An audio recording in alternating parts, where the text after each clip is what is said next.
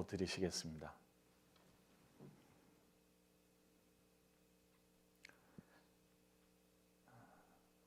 사랑과 은혜가 풍성하신 거룩하신 우리 아버지 하나님 감사합니다. 세상의 많은 사람들 가운데서 저희들을 특별히 복음으로 먼저 불러주시고 주님 나라에 갈 수 있는 영광스러운 산소망을 주신 것을 참으로 감사합니다. 구원받은 이후에도 우리의 부족과 연약을 잘 아셔서 몸된 교회로 인도해 주시고 계속된 은혜와 진리의 말씀으로 우리를 양육해 주심도 감사합니다. 특별히 이 코로나 바이러스 사태로 모이지 못하는 이 시기에도 온라인으로 함께 교제할 수 있도록 또 방편을 주신 것도 감사합니다. 이 시간 주님의 말씀을 함께 상고하고자 함께 했습니다. 주님 이 시간도 도와주셔서 우리를 향한 하나님의 선하시고 기뻐하시고 온전하신 뜻을 분별하게 도와주시고 그 분별된 뜻을 따라서 힘있게 살아갈 수 있도록 우리 각 사람 인도해 주시옵소서. 오직 주 성령님의 도우심을 바라보며 우리를 사랑해 주시는 예수 그리스도의 이름으로 기도드립니다. 아멘. 예, 요한복음 20장을 찾겠습니다. 요한복음 20장 21절입니다. 31절입니다. 죄송합니다. 요한복음 20장 31절입니다. 네, 찾으셨으면 함께 읽어보겠습니다. 오직 이것을 기록함은 너희로 예수께서 하나님의 아들 그리스도이심을 믿게 하려 함이요 또 너희로 믿고 그 이름을 힘입어 생명을 얻게 하려 함이니라. 네, 반갑습니다. 그 시기가 시기인 만큼 이렇게 이제 화면으로 찾아뵙게 돼서 개인적으로는 아쉽지만 하나님께서 또 이런 방법으로 말씀을 배우고 교제할 수 있도록 해주신 것 감사드립니다. 어쨌든 화면으로 뵙게 돼서 개인적으로는 아쉽습니다. 직접 빨리 뵙고 교제했으면 좋겠습니다. 오늘은 요한복음 20장 31절 말씀을 통해서 예수님을 믿는다고 하는데 그 믿는 것이 무엇인가 하는 부분 중에 한 부분을 한번 같이 생각해 보려고 합니다. 예수님을 믿는다 하면 실은 예수님이 누구신가 또 예수님이 어떤 일을 하셨는가 이 두 부분을 말할 수 있습니다. 특별히 오늘은 예수님이 누구신지에 대해서 좀 생각해 보려고 합니다. 예수님에 대해서 생각하는 건 꽤 중요합니다. 왜냐하면 베드로후서 마지막 절에도 구주 예수의 은혜와 저를 아는 지식에서 자라가야 한다 그랬습니다. 왜냐하면 베드로후서 1장에도 써 있기를 하나님과 주 예수 그리스도를 더욱 알므로 은혜와 평강이 더욱 많을지어다 그랬어요. 하나님이 주시는 은혜와 평강을 더욱 얻을 수 있는 방편이기도 한 겁니다. 그리고 신앙생활은 다양하게 표현할 수 있지만 주 안에 거하는 생활, 서로 사랑하는 생활 다양하게 표현할 수는 있지만 이렇게도 말할 수 있습니다. 예수 그리스도를 닮아가는 생활인 겁니다. 그래서 예수님을 자세히 알아야 그분을 닮아갈 수 있잖아요. 그래서 히브리서의 3장에 보면 그러므로 함께 하늘에 부르심을 입은 거룩한 형제들아 우리 믿는 도리의 사도시며 대제사장이신 예수를 깊이 생각하라 그랬잖아요. 예수님에 대해서 깊이 생각하고 잘 알아갈 때 신앙생활도 힘이 있게 될 것이고 주님을 본받는데도 아주 큰 유익이 되기 때문에 깊이 생각하라고도 말씀하셨습니다. 그래서 오늘 예수님에 대한 부분을 생각해 보도록 하겠습니다. 이 요한복음은 누가 기록한 거죠? 요한이 기록했죠. 예. 누가복음은 누가 기록했다고요? 누가? 요한복음은 누가? 요한복음, 요한이 기록했습니다. 4복음서 중에 제일 마지막에 쓰여진 복음서가 요한복음입니다. 마태, 마가, 누가 복음보다 더 나중에 기록된 것이 요한복음입니다. 요한복음이 기록된 이유를 잠깐 간략하게 설명드리면 이렇습니다. 그 AD 70년 이후에 그 유대인들에게 큰 핍박이 났잖아요. 그 이제 그 타이터스 장군에 의해서 110만 명의 학살을 당하고 포로가 끌려가는 아주 비참한 역사의 시작을 겪게 되죠. 그런데 그 일이 있은 후에 이스라엘 땅에 이스라엘 사람들이 살긴 살았거든요. 그러다 보니까 그 아주 많은 어려움이 있었던 겁니다. 어떤 어려움이냐면 AD 68년에 예수님 말씀 믿었던 사람들이 다 나갔잖아요.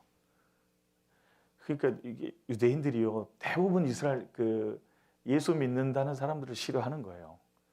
그러니까 싫어하고 핍박이 더해지다 보니까 자꾸 예수님을 믿는 믿음에서 돌이켜서 예수님을 믿음을 떠나는 사람들이 자꾸 생기는 겁니다. 그래서 사도 요한이 성령의 감동으로 그 이탈자가 생기는 그 시대에 예수 그리스도를 믿는 믿음에서 돌이키지 말아야 될 것을, 그리고 그분을 믿는 믿음에 영생이 있고 참 소망이 있을 거라는 것을 얘기하기 위해서 요한복음이 기록된 거거든요. 그래서 요한복음이 복음서 중에 독수리 복음이라고 하지 않습니까? 아주 중요한 부분이 또 되는 겁니다.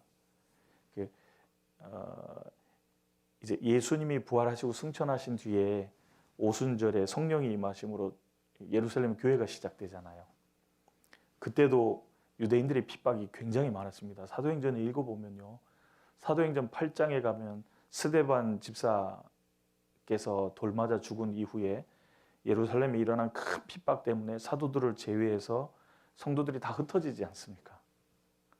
흩어질 정도로 핍박이 심했던 거거든요. 그런데 AD 60년 정도 가면 황제의 핍박도 있었거든요. 그러니까 핍박이 더해지다 보니까 그 믿음에서 자꾸 이탈하는 사람들이 생긴 겁니다. 그래서 이탈하지 말아야 한다. 예수님이 하나님이 보내신 그리스도가 맞고 참 영생을 주시는 분이다라는 걸 쓰기 위해서 요한복음이 기록되어 있는 겁니다. 그래서 지금 읽은 9절에 보면 오직 이것을 기록함은 너희로 예수께서 하나님의 아들 그리스도이심을 믿게 하려 함이요 또 너희로 믿고 그 이름을 힘입어 생명을 얻게 하려 함이니라. 그러니까 예수님이 하나님이 보내신 메시아가 맞고 그분을 통해서 영생을 얻는 거다. 참 소망을 가질 수 있는 거다. 그러니까 믿음에서 돌이키지 말고 계속 예수 그리스도를 믿어야 할 것을 이렇게 기록하게 됐던 겁니다. 그래서 이제 요한복음을 제일 먼저 기록을 하죠. 그래서 요한복음이 대개 한 AD 90년 정도에 기록됐을 거라고 합니다. 그 다음에 이제 기록하신 부분이 요한 1, 2, 3서입니다. 그러니까 요한복음은 믿고 영생 얻게 하기 위해서 기록된 거지만 요한 1, 2, 3서는 아버지 하나님과의 건전한 사귐을 위해서, 그 사귐 속에서 기쁨이 충만하게 하기 위해서 기록된 거잖아요. 그리고 이제 맨 마지막에 요한계시록이 기록되죠. 요한계시록이 대략 한 AD 95년경, 시기적으로는 거의 이제 확실하다 하는데요. 이유는 사도 요한이 도미티아누스 황제 당시에 반모섬으로 유배가거든요. 그 시기가 이제 그 시기인 겁니다. AD 95년경. 그래서 이제 반모섬에 유배 갔을 때 요한계시록을 받게 되잖아요. 그런데 요한계시록을 기록한 이유는 영생의 소망을 가진 우리에게 소망을 확실히 갖게 하기 위해서 소망을 기록한 거잖아요. 그래서 그 사도 요한이 요한복음, 요한 1, 2, 3서, 요한계시록 이렇게 기록했습니다. 근데 그 기록한 글에 보면 전부 예수님을 믿는 신앙에 대해서 계속 쓴 거잖아요. 그래서 그 예수님을 믿는다 할 때 예수님이 누구신지에 대해서 먼저 생각해야 되는 겁니다. 그리고 예수님이 어떤 일을 하셨는가에 대해서 생각해야 되는 거예요. 이 두 가지를 이제 성경대로 믿을 때 그 사람이 참된 믿음을 가진 사람이라고 하는 겁니다. 그 하나님의 아들 그리스도이심을 믿는 그 사람들에게 영생이 있는 거라고 요한일서 5장에도 말씀하시지 않습니까? 그래서 우리 믿음의 주요 온전케 하시는 이인 예수님에 대해서 오늘 생각해 보려고 하는 겁니다. 그 신학적 요건을 사용한다면 예수님이 누구신가에 대한 부분은 예수님의 인격을 가리키고요. 예수님이 어떤 일을 하셨는가 이 부분은 예수님의 사역을 얘기하는 겁니다. 그 중에 오늘은 인격, 예수님이 누구신지를 살펴보려고 하는 겁니다. 그러면 예수님이 누구시겠어요? 지금 읽은 31절에 보면 예수께서 하나님의 아들 그리스도이심을 믿게 하려 하며, 예수께서 하나님의 아들, 하나님의 아들이라고 되어 있는데 대문자, 그러니까 영어로 보면 the son of God 이렇게 되는데 son이 대문자로 되어 있습니다. 독생자를 얘기하는 겁니다. 예수님은 하나님의 아들이다 이렇게 되어 있는 거예요. 그래서 요한복음 1장에도 보면 침례 요한이 이제 요한이 내가 그를 보고 하나님의 아들이라 증거하였다 그러잖아요. 침례 요한도 예수님 보면서 하나님의 아들이라 그랬거든요. 그리고 나다나엘도 빌립이 전도했잖아요. 빌립이 나다나엘을 전도했을 때 나다나엘은 아니 나사렛에서 무슨 그 선한 것이 날 수 있겠느냐 그러잖아요. 근데 예수님이 네가 무화과 나무 아래 있을 때 내가 너를 봤다 그러니까 아무도 알 수 없는 사실인데 그거는 하나님밖에 모를 텐데 예수님이 알고 있는 걸 보고 나다나엘이 이렇게 고백합니다. 당신은 하나님의 아들이요 이스라엘의 임금이로소이다 그러잖아요. 하나님의 아들로 고백하죠. 그리고 그 요한복음 11장에 보면 나사로가 죽었을 때 예수님이 일부러 더디 가시잖아요. 그래서 죽은 지 나흘 됐을 때 방문하십니다. 그때 마르다가 예수님을 제일 먼저 영접했는데 예수님이 나는 부활이요 생명이니 나를 믿는 자는 죽어도 살겠고 살아서 나를 믿는 자는 영원히 죽지 아니하리라 내가 이를 믿느냐 그랬더니 마르다가 아유 주여 그러하외다 내가 당신은 하나님이 보내신 아들이요 그리스도라는 것을 내가 믿습니다. 그리고 이제 마르다가 돌아섭니다. 왜냐하면 고백은 바르게 했는데 예수님이 누군지를 정확히 모르다 보니까 아유 그래도 이미 죽은 지 나흘이나 됐는데 이미 늦었어요. 그러고 돌아선 거거든요. 예수님이 안타까워하셨죠. 왜냐하면 예수님이 방문하신 이유는 나사로를 살림으로 정말로 우리 죽은 영혼을 살릴 수 있는 분이 예수님, 저분이 메시아라는 걸 알게 하려고 방문하신 거잖아요. 근데 말은 그렇게 하는데 안 믿는 거예요. 그 마르다도 하여튼 예수님을 하나님의 아들로 고백했습니다. 그리고 그 베드로도 주는 그리스도시요 살아계신 하나님의 아들이라고 고백하잖아요. 예수님을 전부 아들이라고 고백하거든요. 하나님의 아들. 근데 이제 우리 인간의 개념으로 하면 하나님의 아들이 2세, 3세 이런 자손을 생각하지 않습니까? 그렇지 않아요? 그 누구누구의 아들, 자손을 생각하게 되잖아요. 근데 하나님의 아들이라는 단어는 자손을 말하는 게 아닙니다. 요한복음 1장 보겠습니다. 요한복음 1장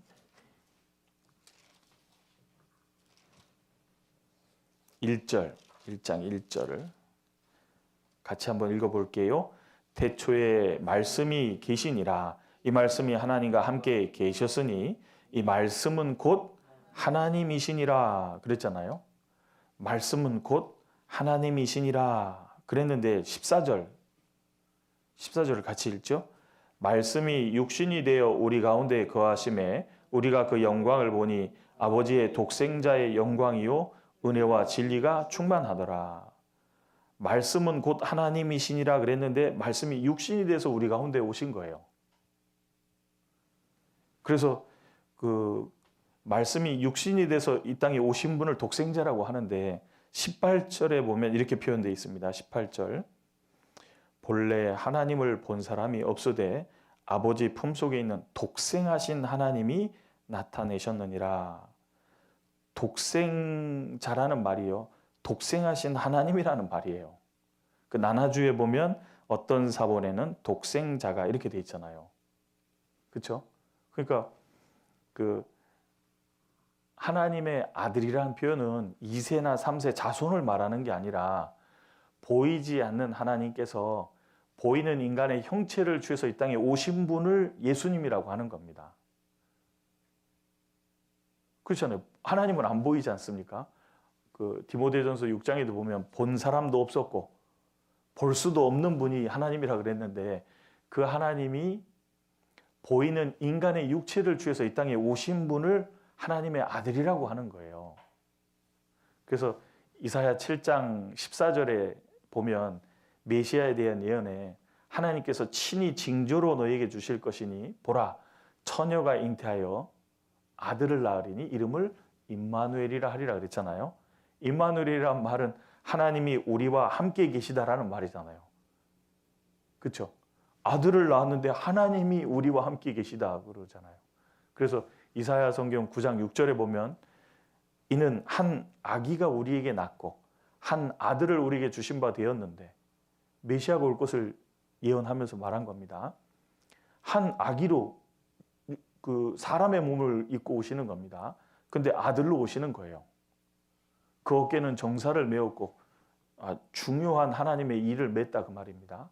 그 이름은 기묘자라 놀라운 분이다. 모사라 지혜가 끝이 없어서 못 베풀 지략이 없고 그 다음에 뭐라고 되어 있냐면 전능하신 하나님이라. 하나님이라고 되어 있잖아요. 그렇죠? 그러니까 하나님의 아들이라는 말은 인간의 개념으로 하면 2세, 3세 자손을 말하는 거지만 성경이 말하는 하나님의 아들이란 말은 보이지 않는 하나님께서 인간의 육체를 취해서 이 땅에 오신 분을 가리키는 거예요. 그래서 유대인들은 그 의미를 잘 알고 있었던 것 같아요. 요한복음 5장 보겠습니다. 요한복음 5장 18절입니다. 그래서 이런 일이 있었던 겁니다. 5장 18절. 같이 읽어보겠습니다. 유대인들이 이를 인하여 더욱 예수를 죽이고자 하니 이는 안식일만 범할 뿐 아니라 하나님을 자기의 친아버지라 하여 자기를 하나님과 동등으로 삼으심이러라. 그러니까 예수님께서 안식일에 그 병자를 고쳐주신 거예요. 38년 된 병자를 고쳐주셨을 때 이제 하나님 아버지께서 이제까지 일하시니 나도 일한다 함으로 이런 일이 있었던 겁니다. 하나님을 자기의 친아버지라 하여 그 다음에 뭐라고 돼 있죠? 자기를 하나님과 동등 이퀄로 삼으심이러라. 그러니까 유대인들은 구약 성경에 예언되어 있던 하나님의 아들 메시아가 하나님의 아들인데 2세나 3세를 말하는 게 아니라 인간의 육체를 취해서 오실 메시아 하나님이라는 걸 그걸 알고 있었던 거예요. 그러니까 하나님을 친아버지라 하니까 결국은 누구라는 거예요? 자기가 하나님이라고 하는 거거든요. 유대인들은 그 의미를 잘 알고 있었다 그 말입니다. 근데 이제 우리는 이방인이잖아요. 성경이 없었잖아요. 그러니까 하나님의 아들을 그러면 자손을 생각하게 돼 있는 겁니다. 그래서 그 하나님의 아들이라는 말은 보이지 않는 하나님께서 보이는 인간의 형체를 취해서 이 땅에 내려오신 분이 예수님이라는 거예요. 하나님의 아들이라는 겁니다. 그러면 왜 하나님이 사람의 몸을 이끌고 이 땅에 내려오셨을까? 이 부분이 중요해지는 겁니다. 왜냐하면요, 이 수천 년 역사 속에서 인간 역사 속에서 가장 중요하고 큰 일이 있다면 뭘 들 수 있을까요? 하나님이 이 땅에 들어오신 사건은 그 무엇보다도 가장 중요하고 큰 일이 되는 거거든요. 그래서 성경에서도 크도다 그러면서 경건의 비밀이요 하나님께서 육체를 취해서 이 땅에 내려오신 사건을 큰 사건이라고 그러는 거거든요. 디모데전서 3장 보겠습니다. 인간 역사 속에 가장 큰 사건은 이건 겁니다. 디모데전서 3장 16절. 같이 읽겠습니다. 크도다 경건의 비밀이요 그렇지 않다 하느니 없도다.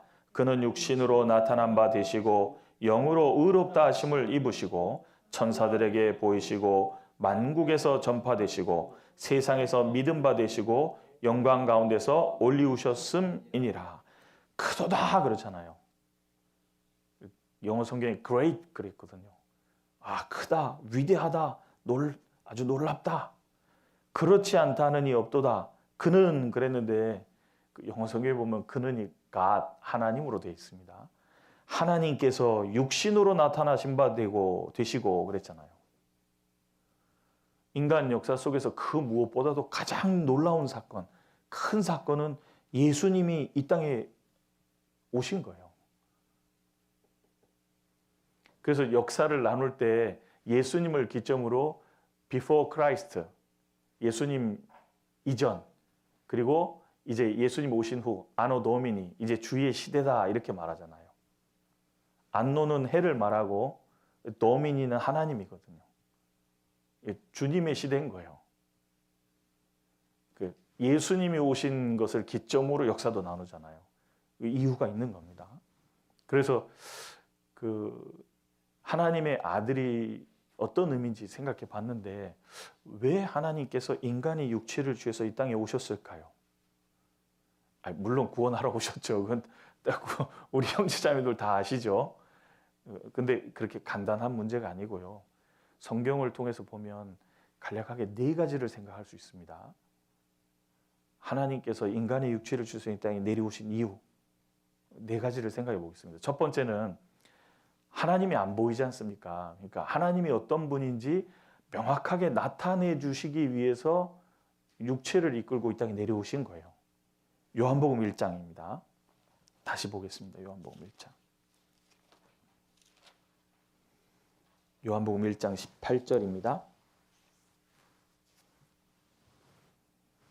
제가 읽어볼게요.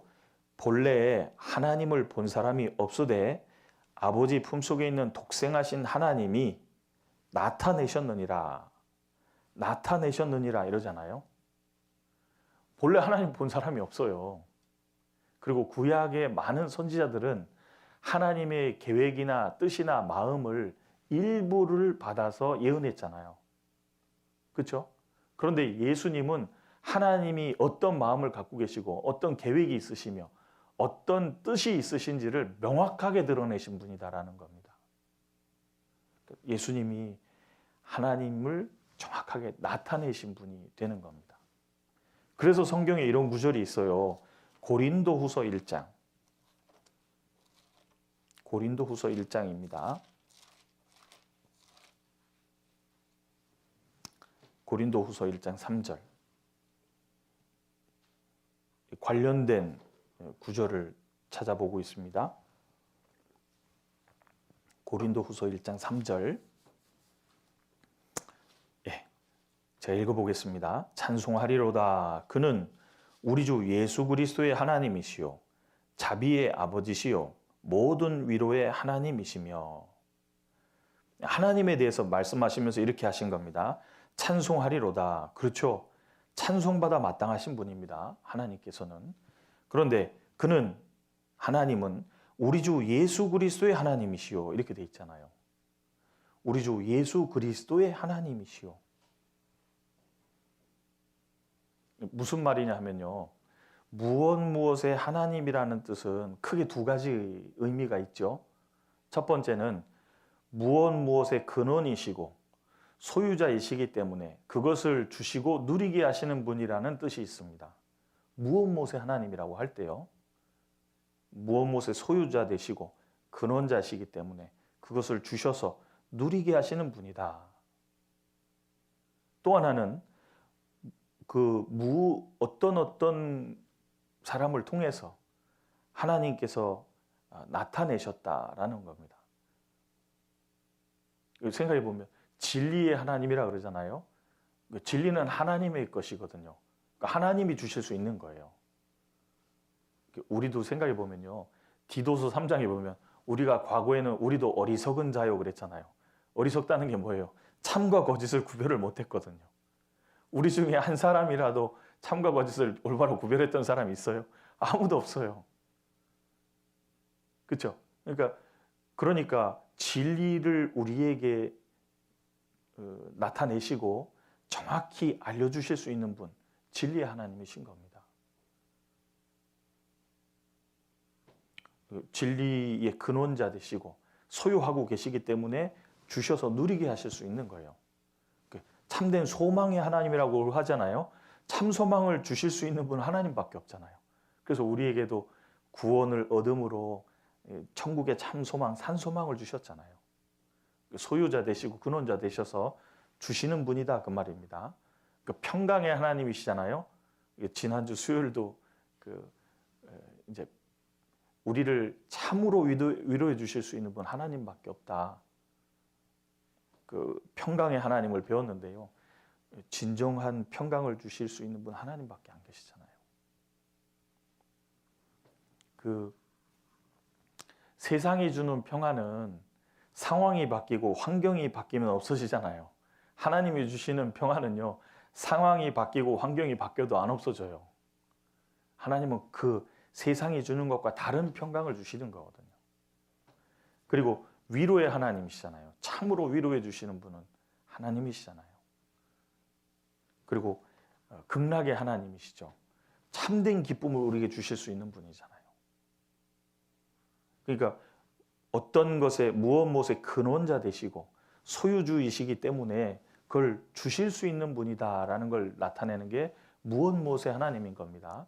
그리고 무엇의 하나님이라는 것이 또 하나 있는데, 예를 들어서 아브라함의 하나님, 이삭의 하나님, 야곱의 하나님, 또 사드락, 메삭, 아벳느고의 하나님을 찬송할지로다 이렇게 돼 있는데, 그건 무슨 말이냐면요, 그 사람을 통해서 하나님이 나타내 주신 거예요.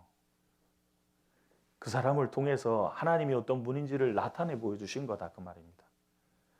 그러니까 이 구절은 무슨 뜻이냐면, 고린도후서 1장 3절에 우리 주 예수 그리스도의 하나님이라는 건 예수 그리스도를 통해서 하나님이 어떤 분이신지를 정확히 나타내 주신 것이다라는 거예요.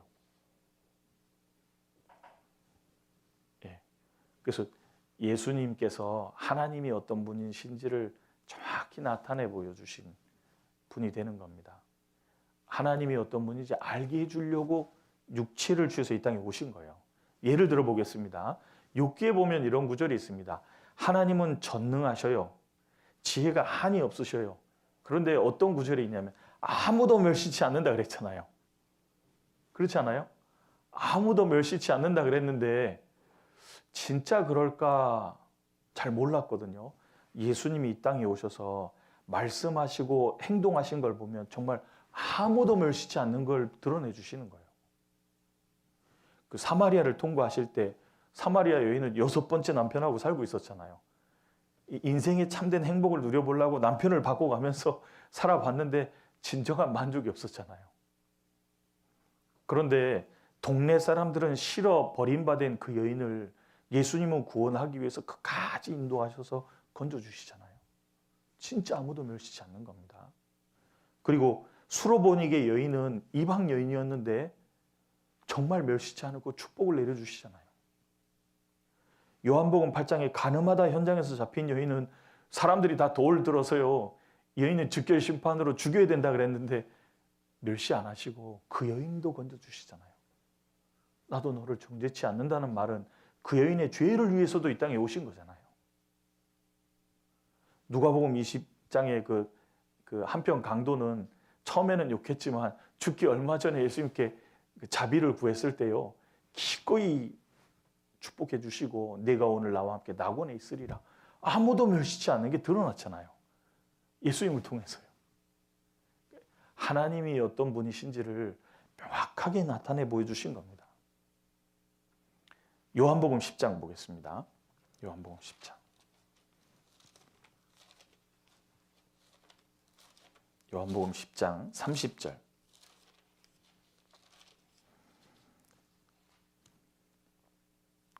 같이 읽어볼게요. 나와 아버지는 하나이니라 하신대. 그러니까 예수님께서는 나와 아버지는 하나이니라 말씀하셨죠. 그러니까 예수님을 가까이 하면서 예수님의 말씀과 행동을 다 본 사람들은 하나님이 어색하지 않은 거예요. 하나님이 어떤 분인지 알아가니까. 그래서 요한복음 14장에 보면 이런 말씀도 하시게 되는 겁니다. 14장 8절과 9절입니다. 요한복음 14장.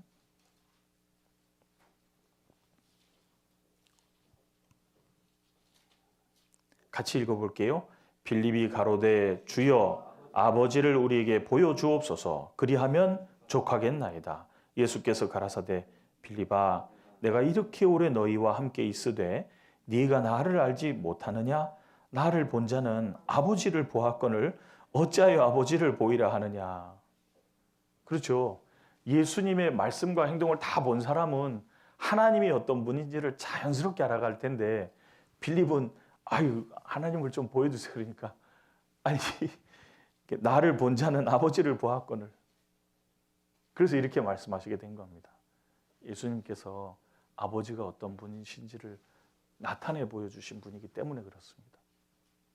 그래서 하나님께서 육체를 취해서 이 땅에 내려오신 첫 번째 이유는 하나님이 어떤 분이신지를 온전하게 나타내 주시기 위해서였습니다. 그래서 예수님을 사복음서를 보면서 잘 읽어보세요. 하나님이 어떤 분이신지를 금방 알게 돼요. 그게 첫 번째였고요. 두 번째는 사람, 하나님과의 관계에서 끊어져 있는 사람의 관계를 다시 하나님께서 화목하게 하시고 회복시키기 위해서 오신 거예요. 죄와 허물로 죽어있던 우리의 영혼을 살려주기 위해서 오신 분이라는 거 금방 이해되잖아요. 그런데 하나님과의 관계가 탁 범죄로 인하여 죄로 인하여 단절되어 있는 우리를 하나님과 화목하게 하고 다시 회복시키기 위해서 오신 분이다. 그거를 이제 한 단어로 말하면 구속하기 위해서 오신 분이다. 구속자로 오신 분이다라는 겁니다. 레위기 보겠습니다. 레위기 25장. 레위기 25장 25절 26절. 레위기 25장 25절 26절. 제가 읽어보겠습니다. 만일 너희 형제가 가난하여 그 기업 얼마를 팔았으면 그 근족이 와서 동족에 판 것을 물을 것이요 만일 그것을 물을 사람이 없고 자기가 부요하게 되어 물을 힘이 있거든. 예, 여기 보면 25절에 만일 너희 형제가 가난하여 그 기업 얼마를 어쩔 수 없어서 팔았다 했을 때는 그 근족이 와서, 근족이라는 말이 가까울 근 가족족입니다. 가까운 친족이 와서 동족에 판 것을 물을 것이요. 자, 이 레위기에 이런 게 기록되어 있는데요. 이런 거 구약 성경의 모든 것은 예수님을 증거하기 위한 거잖아요. 그렇죠?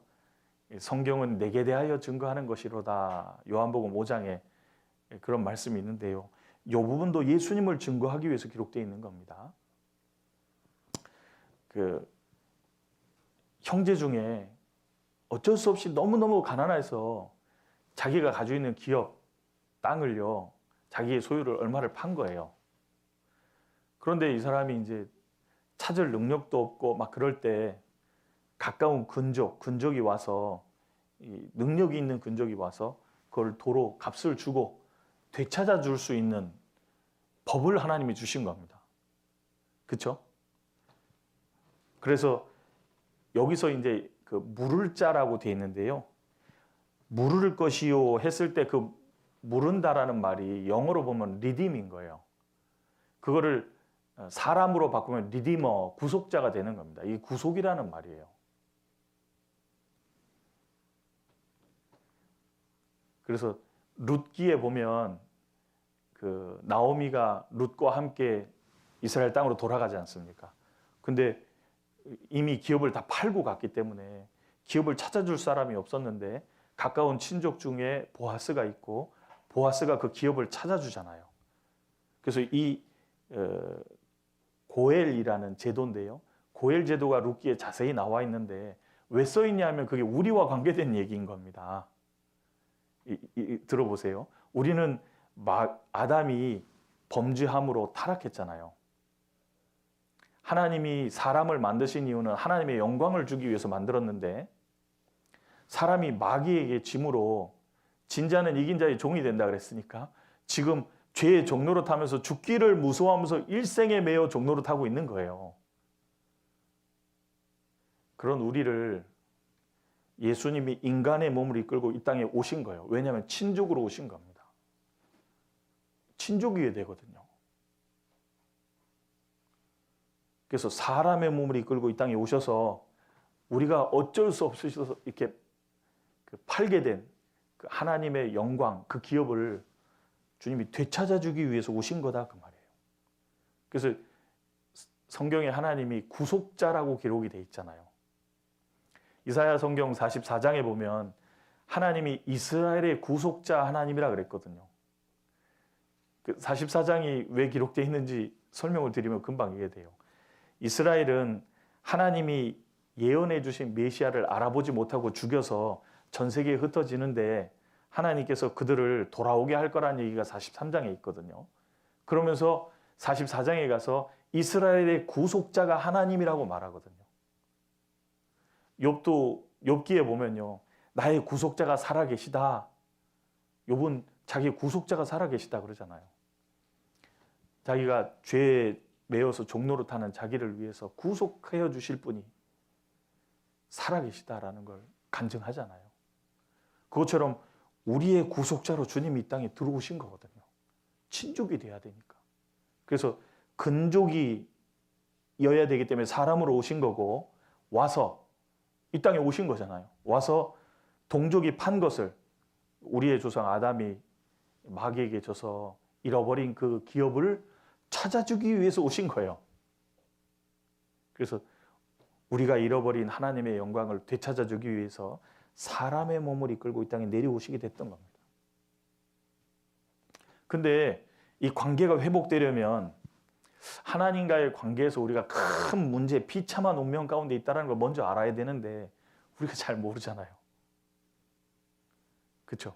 그걸 알아야만 그 회복을 구할 수 있거든요. 우리가 모르잖아요. 스스로 모르거든요. 심지어는 우리의 힘으로 하나님께 가까이 나아갈 수 없다는 것도 잘 몰라요. 그래서 로마서 5장에 보면 우리가 연약할 때 예수 그리스도께서 약속대로 죽어주셨다는 걸 얘기하잖아요. 연약하다라는 게 한글의 의미로 보면 뭔가 좀 힘은 있는데 약하다 이렇게 얘기하는 것 같은데요. 영어 성경에 보면 정확히 힘이 없을 때입니다. 우리는 하나님께 스스로 나아갈 수 있는 힘조차 없는 거예요. 가까이 갈 수 있는 힘이 없는 겁니다. 게다가 우리는 죄인인 거예요. 게다가 우리는 하나님 앞에 죄를 짐으로 원수로 살아가고 있는 원수였던 겁니다. 근데 몰랐잖아요. 그런데 그 모르고 있는 우리를 주님이 말씀 앞으로 부르셔서 살아계신 하나님을 알려주고 하나님 앞에 우리의 운명이 얼마나 비참한지를 알려줘서 그 가운데서 구원받도록 해주신 거잖아요. 하나님이 다 해주신 거거든요. 구속해 주신 거잖아요. 잠언 1장 잠깐 보겠습니다. 잠언 1장. 그래서 이 하나님과의 깨어진 관계가 회복되기 위해서는 먼저 우리가 반드시 알아야 되는 거예요. 잠언 1장 22절, 23절. 제가 읽어보겠습니다. 너희 어리석은 자들은 어리석음을 좋아하며 거만한 자들은 거만을 기뻐하며 미련한 자들은 지식을 미워하니 어느 때까지 하겠느냐. 나의 책망을 듣고 돌이키라. 보라, 내가 나의 신을 너에게 부어주며 나의 말을 너에게 보이리라. 자, 우리는 어떤 사람들이었냐면 어리석기 때문에 어리석음을 좋아했고 거만하기 때문에 거만한 걸 기뻐했고 미련하기 때문에 지식을 미워했다 그 말이에요. 그런데 그런 우리에게 주님이 오셔서 하나님이 살아계신 걸 알려주고 우리의 위중한 운명을 알려주고 책망하시는 거예요. 주님의 책망을 듣고 돌이키게 되는 거거든요. 그러면 회개하고 복음을 믿을 때 하나님이 신을 부어주시잖아요. 하나님의 영을 부어주시고, 잘 보세요. 그걸로 끝이 아니라 나의 말을 너에게 보이리라. 계속해서 하나님의 말씀을 알려주시고 이끌어주시는 거예요. 아버지의 말씀은 우리 길과 우리 여호와의 말씀은 우리 길의 등이고 빛이라 그랬잖아요. 비춰주시니까 분별을 하게 되는 거예요. 우리 스스로 그 능력을 갖고 있는 게 아니라 주님이 비춰주니까 계속해서 보여주시는 일이 생기게 되는 겁니다. 그래서 하나님께서 육체를 취해서 이 땅에 내려오신 두 번째 이유는 하나님과의 깨진 관계를 회복시키기 위해서, 다시 화목하게 하기 위해서 구속자로 오시게 된 겁니다. 왜냐하면 친족이어야 되거든요. 그래서 사람의 몸을 이끌고 오신 거예요. 그러니까 그 율법을 10계명이 크게 10가지인데 둘로 나눌 수 있죠. 그렇죠? 하나는 뭐예요? 하나님을 사랑하고, 그렇죠? 두 번째는 이웃을 사랑하라잖아요. 맞죠? 10계명이 크게 두 가지로 나눌 수 있는데 하나님이 우리를 구원해 주신 건 내 이웃을 내 몸과 같이 사랑하라는 법 안에서 하나님이 나를 이웃으로 여겨준 거거든요. 친족으로 여겨준 거잖아요. 그 법 안에서 구원이 이루어졌잖아요. 우리를 진짜 사랑해 주신 거예요. 그래서 하나님과의 깨진 관계를 회복하고 다시 화목하게 하시기 위해서 육체를 취해서 이 땅에 오시게 되셨다라는 게 두 번째 이유고요. 세 번째는 하나님이 사람을 왜 창조하셨는지, 그 존재의 목적이 뭔지를 명확하게 알려주시기 위해서거든요. 하나님이 아담을 탁 창조하시고 창조하신 이유가 하나님의 영광을 주려고 창조하셨잖아요. 그래서 로마서 3장에 보면 우리가 범죄함으로 하나님의 영광에 이르지 못했다 그러잖아요. 하나님이 우리에게 주시려는 건 하나님의 영광이거든요. 이 영광이 얼마나 찬란했으면 마귀가 그걸 얻으려고 그토록 원했잖아요. 하나님이 마귀에게 주려는 게 아니거든요. 천사에게 주려는 게 아니에요. 사람에게 주려고 했는데 영광은 아무한테나 줄 수는 없잖아요. 그러니까 이긴 자에게만 줄 수 있기 때문에 하나님께서 마귀의 시험을 이김으로 얻을 수 있도록 시험을 허락하신 거예요. 그게 이제 선악을 알게 하는 나무의 실과를 먹지 말라. 이제 마귀는 먹으라 하는 거예요. 그 시험에서 졌잖아요. 그래서 하나님과의 관계가 깨지고 영원한 형벌에 떨어질 수밖에 없는 운명이 됐던 겁니다. 근데 하나님이 아담에게 약속하셨죠. 여자의 후손 메시아를 보내주셔서 네가 가릴 수 없는 수치를 가려서 너를 건지겠다고 약속을 해주셨어요. 그게 무슨 얘기냐면요. 하나님이 우리를 얼만큼 귀하게 여기는지를 나타낸 거예요. 예수님이 이 땅에 오셨을 때 참빛 곧 세상에 와서 각 사람에게 비추는 빛이라 그랬잖아요. 우리 각 사람에게 비친 겁니다. 하나님이 우리 각 사람을 얼만큼 존귀히 여기냐 하면 자기 자신을 다 내어주기까지 해도 자기 자신을 다 내어주는 데까지 해도 기어이 건질 만한 존귀한 위치다 그 말이거든요. 하나님이 사람을 왜 창조했는지, 존재의 가치가 뭔지, 존재의 목적이 뭔지를 명확하게 보여주신 거예요.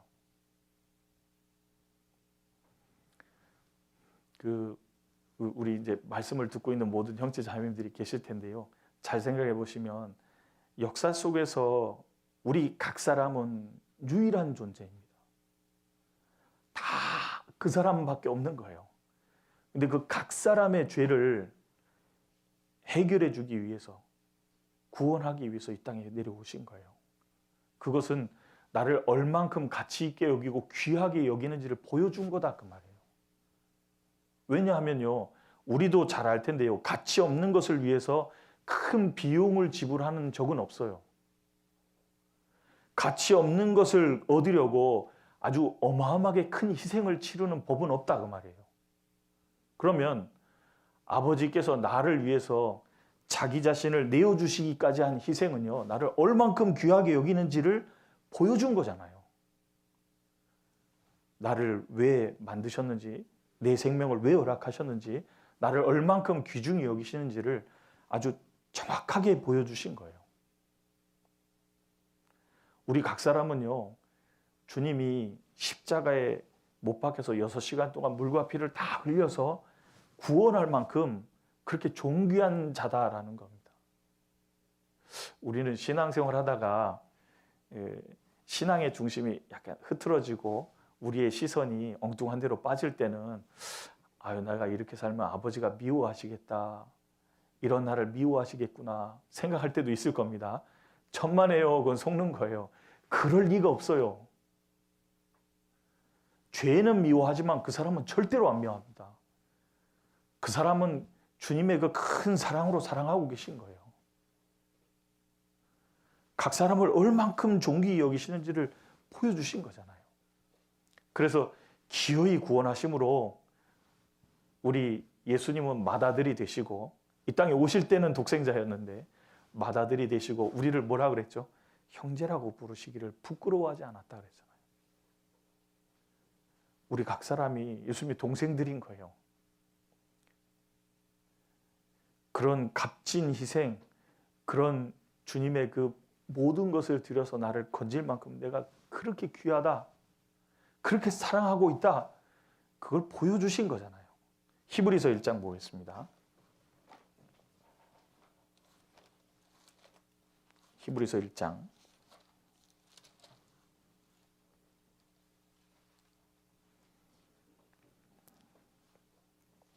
6절입니다.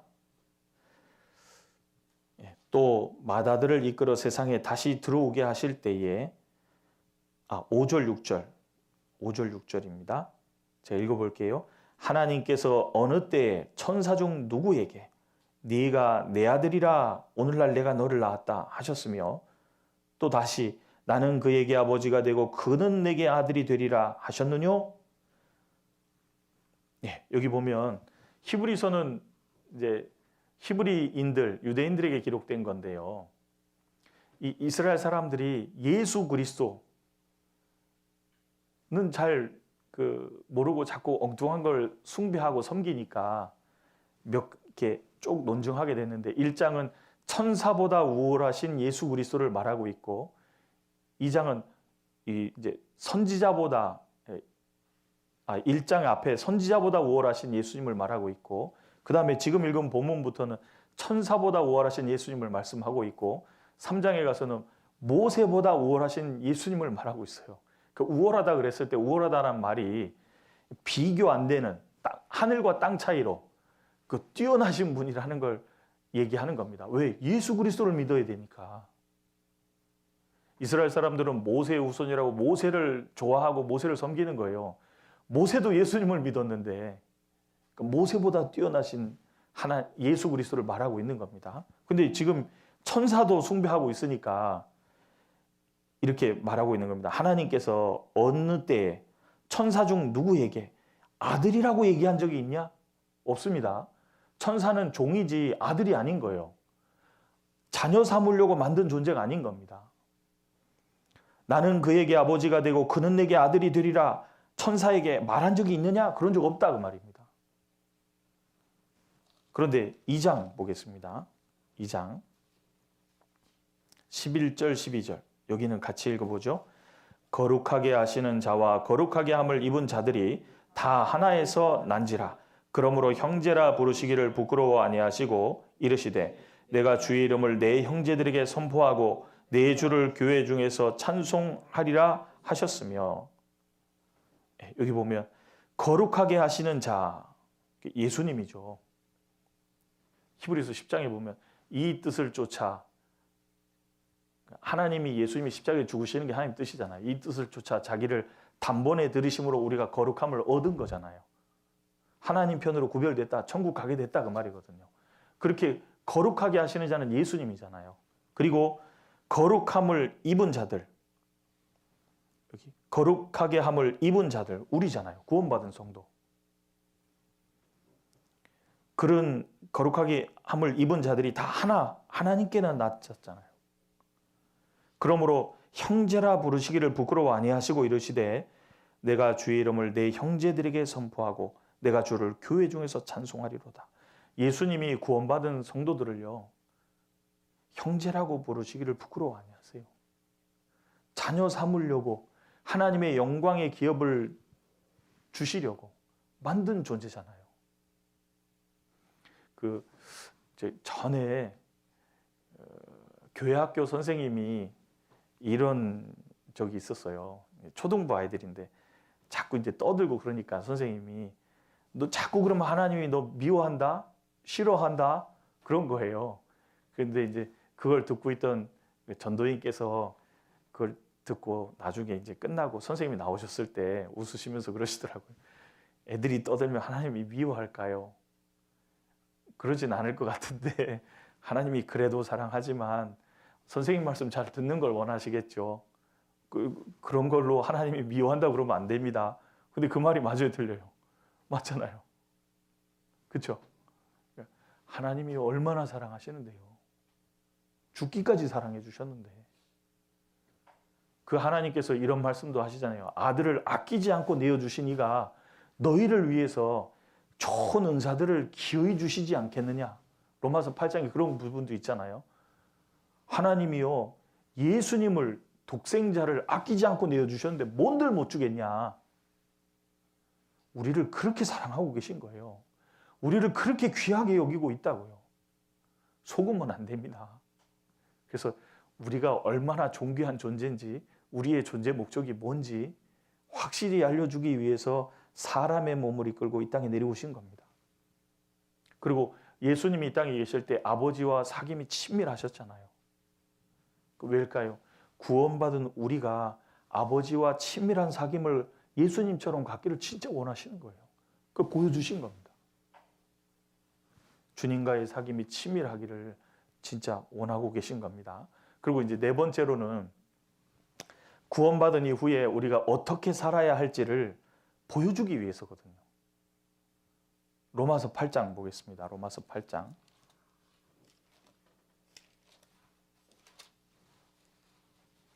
로마서 8장 29절.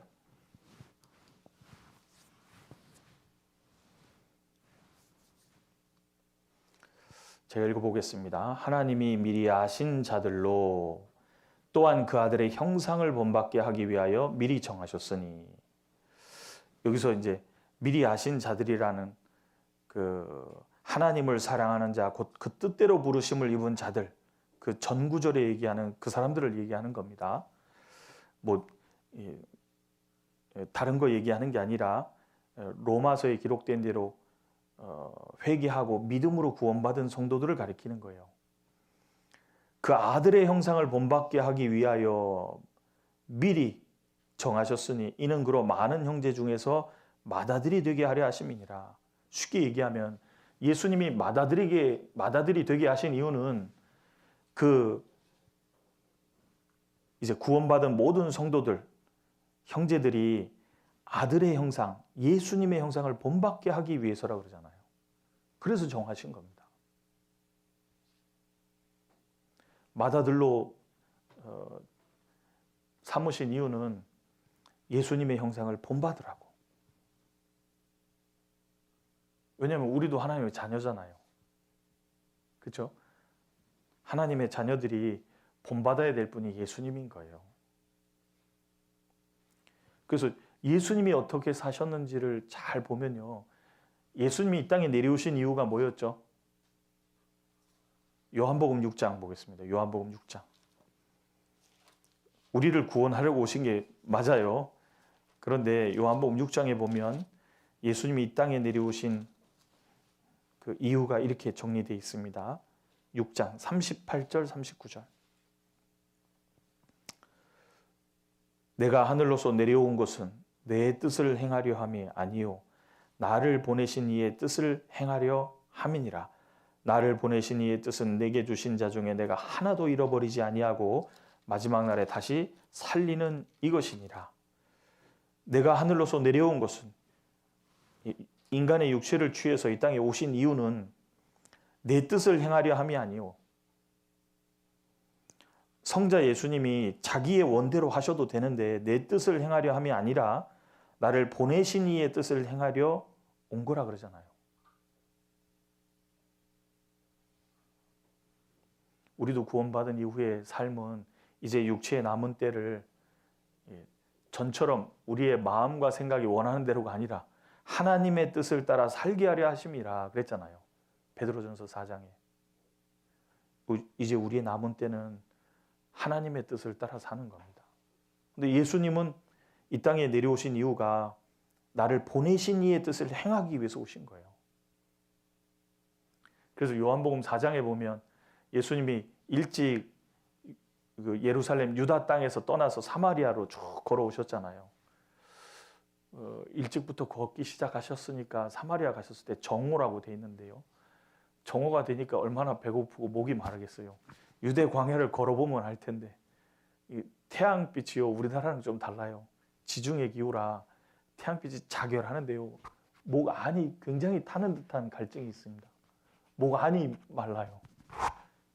걸어 다니기가 쉽지 않은 곳입니다. 근데 쭉 걸어가셨으니 얼마나 목이 마르고 배가 고프셨을 텐데요. 그 우물가에 탁 도달했을 때 그 우물이 깊다 그러잖아요. 30m가 넘어서요.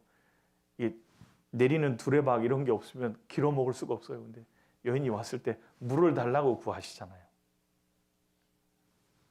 근데 그 물을 달라고 구하셨을 때도 실제로 물 때문이 아니라 그 여인을 하나님의 뜻대로 구원의 길로 인도하기 위해서, 하나님의 뜻대로 영생을 얻게 하기 위해서 계속 대화를 하시잖아요.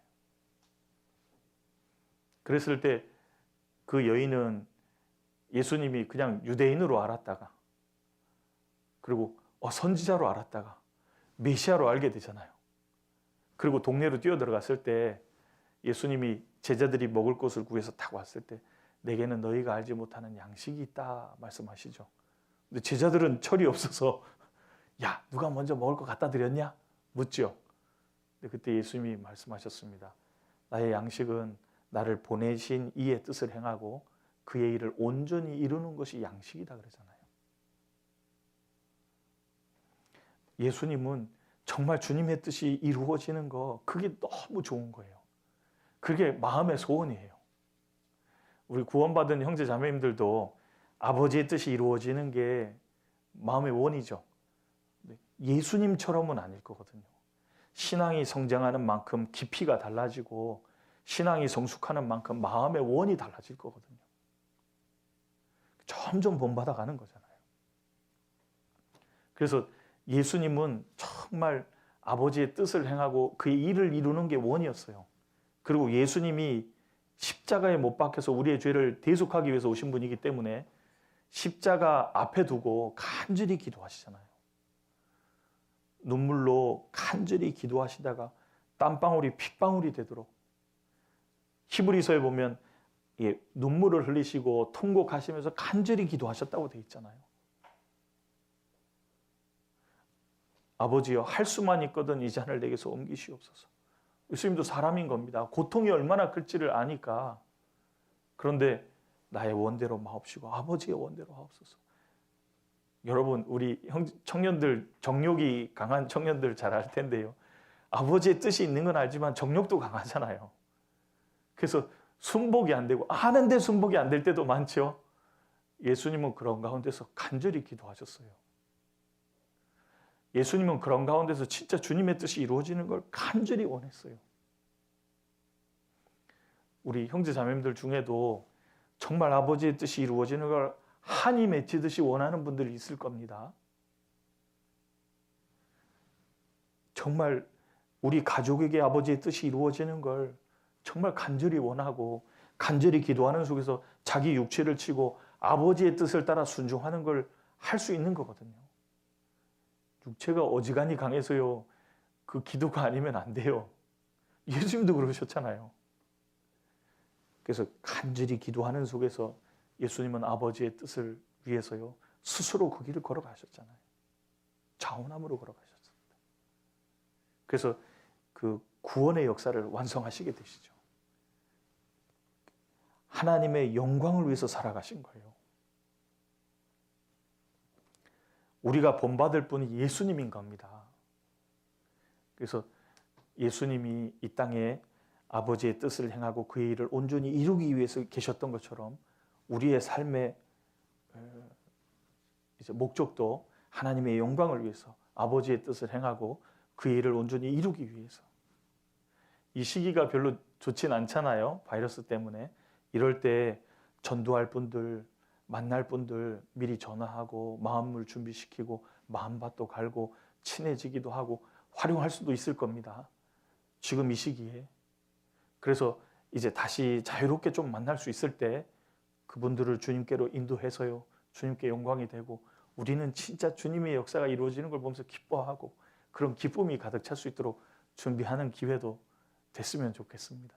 어쨌든 이제 하나님께서 육체를 주에서 이 땅에 내려오신 이유, 네 번째가 구원받은 이후에 우리가 어떻게 살아야 할지를 알게 하기 위해서 보여주신 겁니다.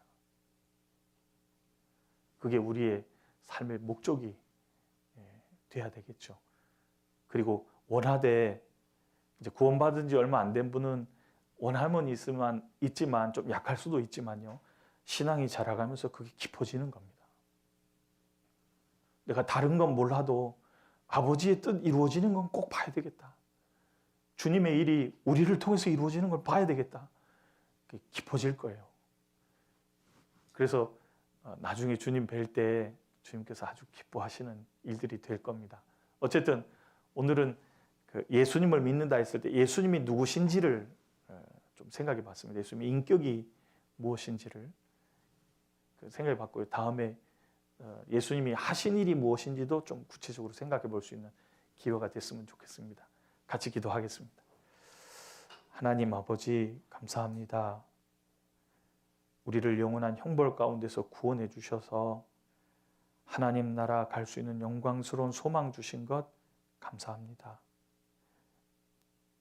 이 시간 하나님께서 육체를 주셔서 이 땅에 내려오신 이유들을 생각해 보았습니다.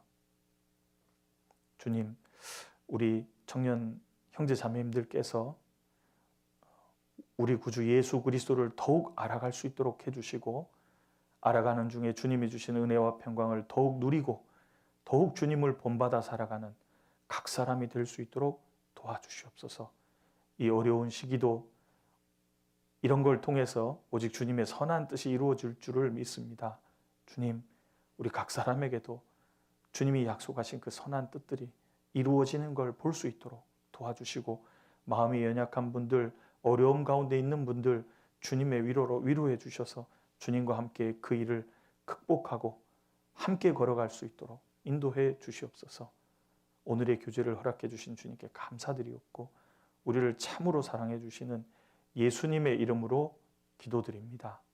아멘. 수고하셨습니다.